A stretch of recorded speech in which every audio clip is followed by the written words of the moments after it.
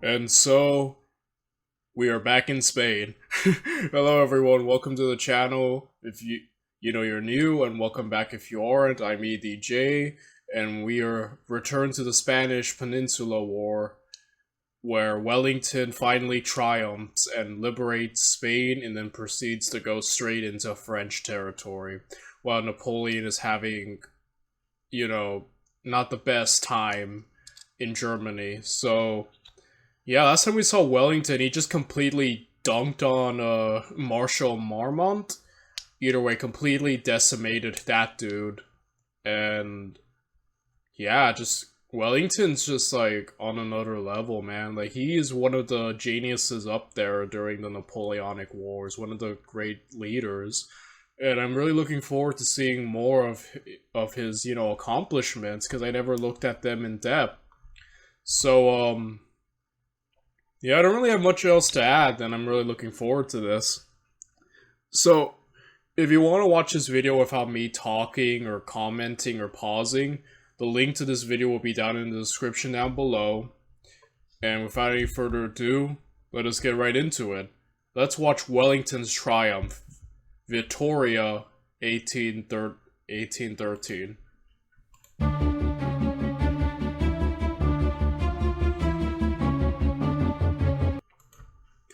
While the Allied armies had sieged the initiative and were on the march, the French armies were scattered all over Spain. May 1813. While Napoleon's Grande Armée began its fight back in Central Europe following the disastrous invasion of Russia, 1,200 miles away, at the other end of Napoleon's embattled empire, another enemy was poised to strike. The previous year, Wellington's Anglo-Portuguese army had won a brilliant victory at Salamanca, but been held at Burgos and forced into a long, demoralizing retreat back to the Portuguese frontier. But after a winter of rest, reinforcement and training, Wellington's army was stronger than ever. 100,000 men, many of them battle-hardened veterans. And for the first time, he had sufficient cavalry and artillery, while transport and medical services had also been improved. Morale was sky high. Their chief, known to the troops as Old Nosey, was cheered wherever he went. "I never saw the British army so healthy or so strong," Wellington informed London.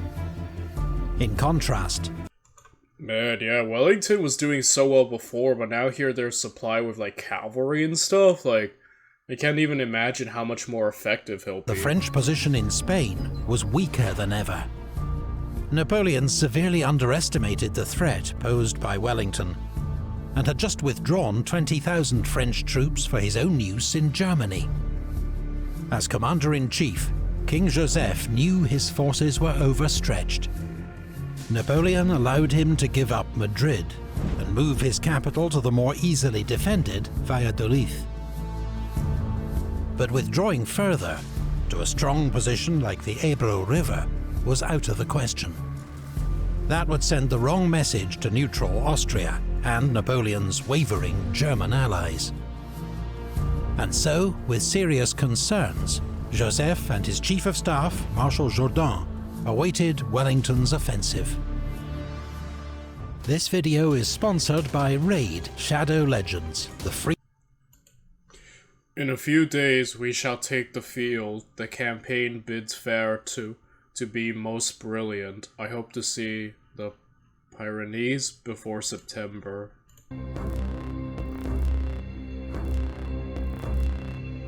Lieutenant George Simmons.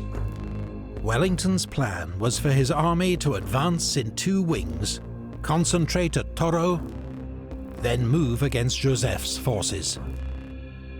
In the south, Murray's Anglo-Sicilian Spanish force, based in Alicante, had just repelled an attack by Marshal Suchet at the Battle of Castalla.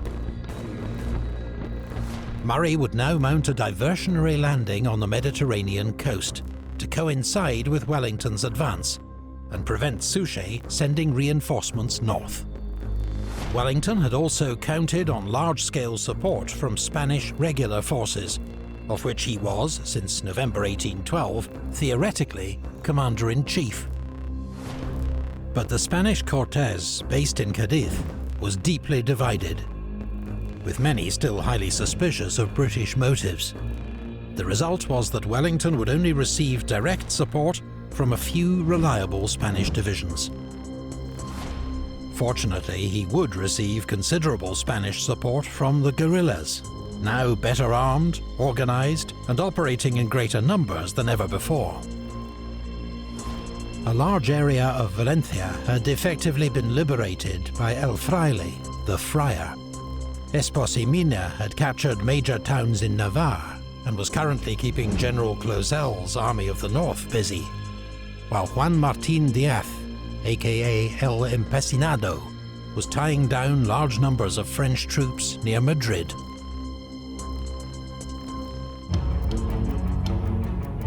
Farewell, Portugal. I shall never see you again. Reeks of Wellington. On the 22nd of May, Wellington bid farewell to Portugal and began his advance. 4 days later, he was in Salamanca, from where he joined the northern wing of his army under Sir Thomas Graham. Joseph and Jourdan expected Wellington's main thrust to come from Salamanca, so planned to defend the line of the Douro River.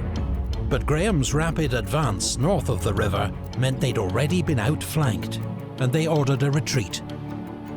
By a series of brilliant marches, Wellington continued threatening the French right flank, forcing Joseph to keep falling back.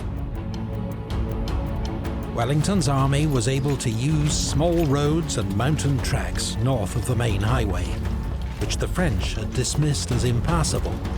But thanks to his Spanish allies, Wellington knew better.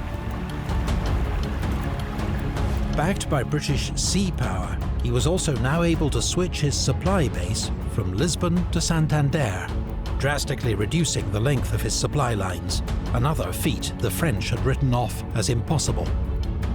At the Ebro River, the French found themselves outflanked. Yeah, the Duke of Wellington's really great with logistics, huh? Like, incredibly impressive. Yet again, and fell back to Vitoria. Here, Joseph decided that he must make his stand. The Zadorra River valley west of Vitoria seemed to offer a strong defensive position. Expecting an attack from the west, French forces were drawn up in 3 lines. General Gazon's Army of the South formed the first line. Then General d'Erlon's Army of the Centre. Then General Rey's Army of Portugal. Joseph hoped that he could at least buy time for the vast wagon convoy assembled east of the city to get away. It contained not only military supplies, but his government's treasury.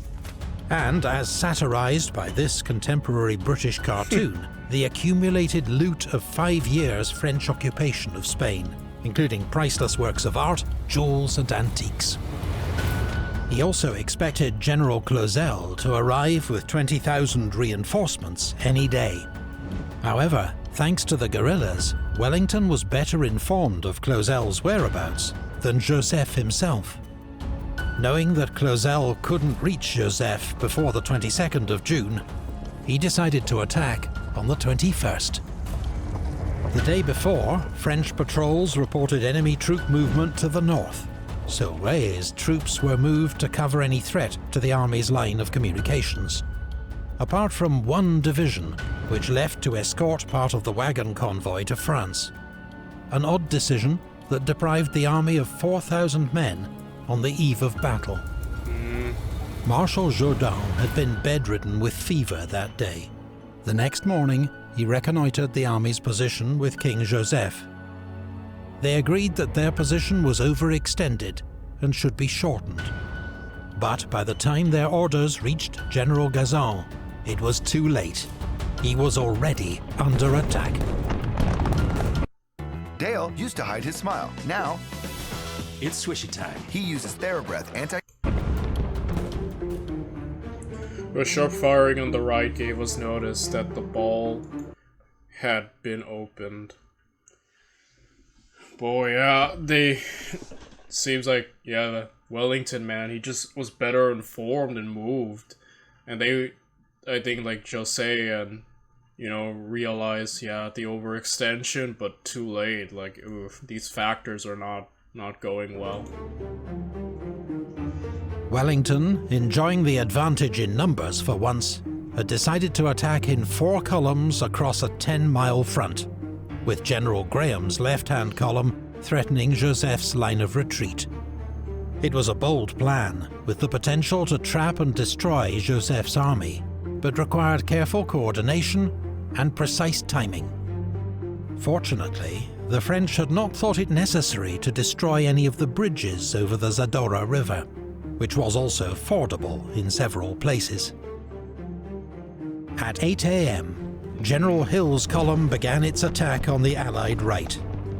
Spanish and British troops advanced up the western heights of Puebla, driving off French skirmishers, and forcing General Gazan to send reinforcements to secure his left flank. Hill's troops then seized the village of Subiana, but French cannon fire and counterattacks prevented any further advance. Convinced that Hill's attack was the main assault, and that troop movements to the north were probably a diversion, Jourdan continued to send troops from the centre to reinforce the left. This was exactly what Wellington wanted, but at 11 AM he was waiting with growing impatience for his other columns to go into action.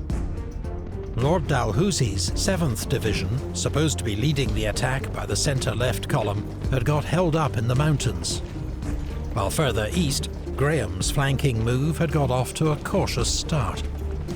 But seeing the size of the approaching force, General Ray decided to pull back his troops across the Zadora River. This encouraged Graham to get things moving. Colonel Longa's Spanish division advanced on Durana, held by Spanish troops loyal to King Joseph, and a bitter struggle for the village ensued. British and Portuguese infantry advanced against Gamara Mayor. They were soon engaged in bloody street fighting with the French. This scene shows an attack by the 4th King's Own Regiment of Foot and the 47th Lancashire Regiment. Though they succeeded in driving the French out of the village, they could not cross its bridge over the Zadora, which was expertly covered by French guns.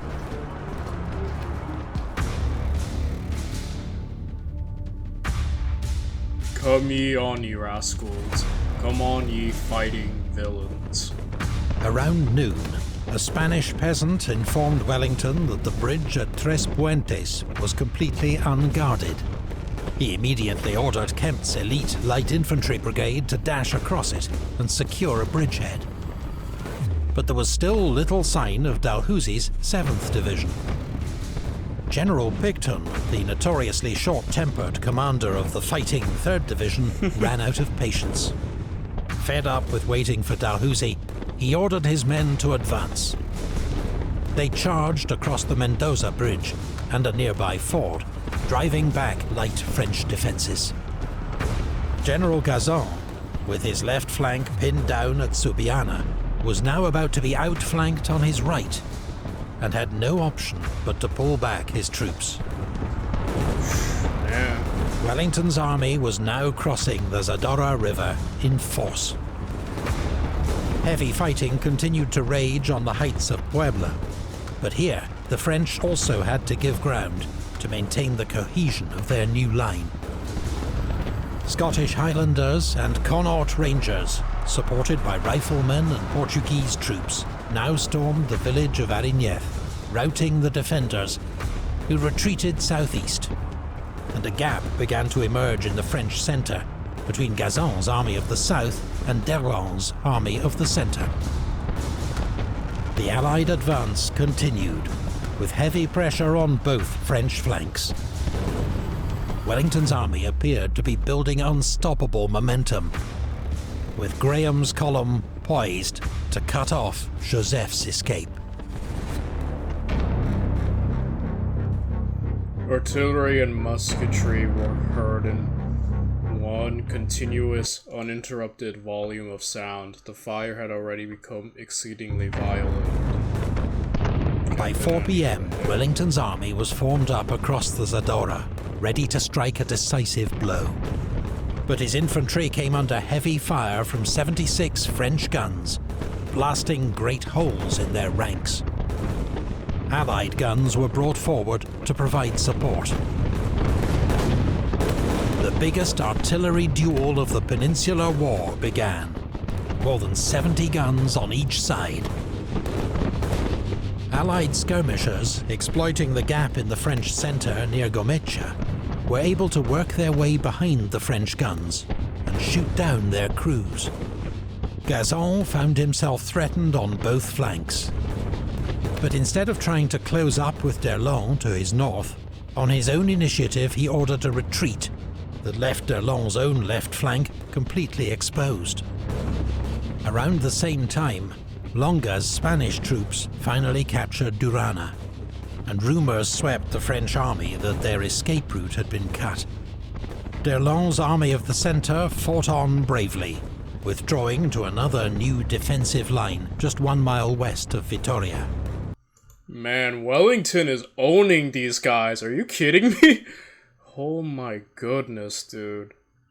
Like, so far from like the 2 videos we've seen of Wellington, he just like decimates his enemies with like, oh man, he is like making these guys look like amateurs, you know? Like, it's insane. French guns kept up a steady fire on the advancing Allied lines, but once more the position was outflanked. Around 5:30 p.m, King Joseph bowed to the inevitable and ordered a general retreat.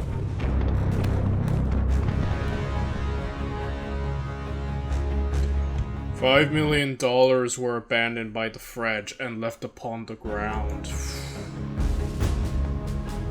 As the main road to France had now been cut by Longa's Spanish troops, the army would have to retreat east towards Pamplona along a single narrow road with boggy fields on either side.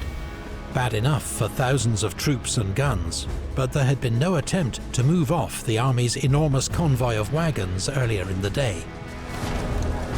The result was pandemonium, as military units and artillery tried to force their way through the streets of Vitoria and the congested lanes and fields beyond.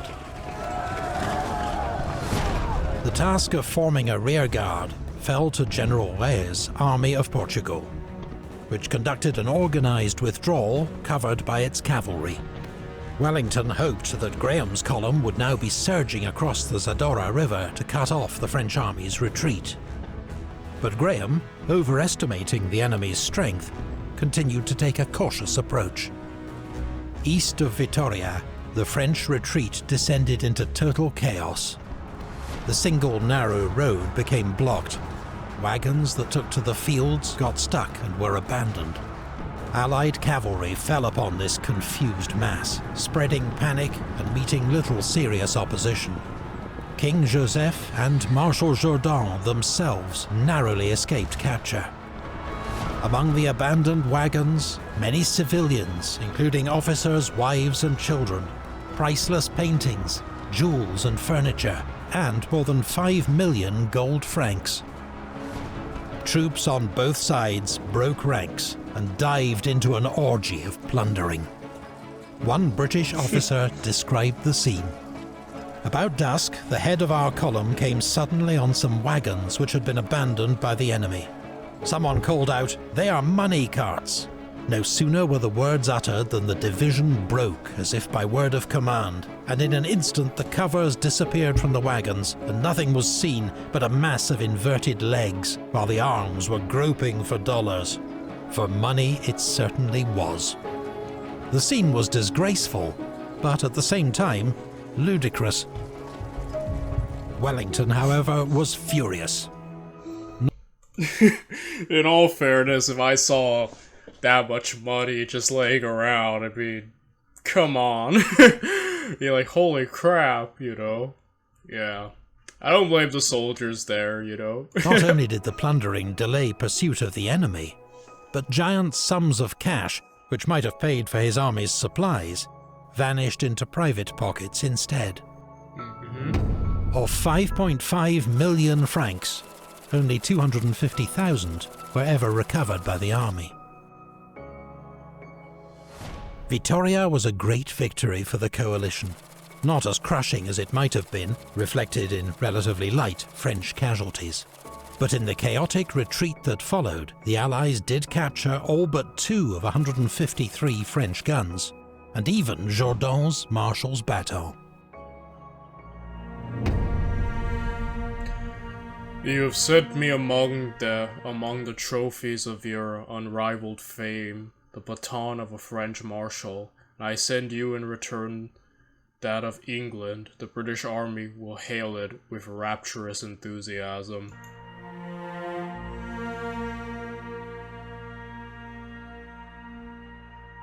French military power in Iberia was broken.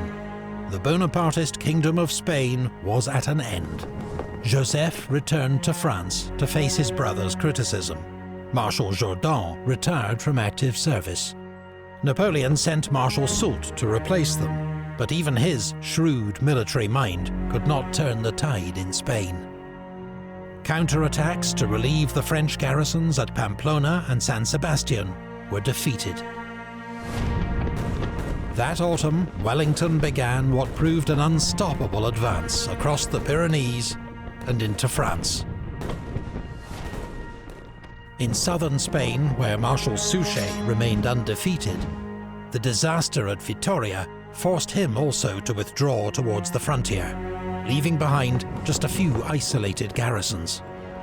Yeah, I like Marshal Suchet, you know? MVP of the Spanish campaign for sure. But yeah, these factors even he had to pull out. That sucks. After a bitter 5-year struggle, the Allies had brought the Peninsular War, to the Spanish their War of Independence, to a victorious conclusion.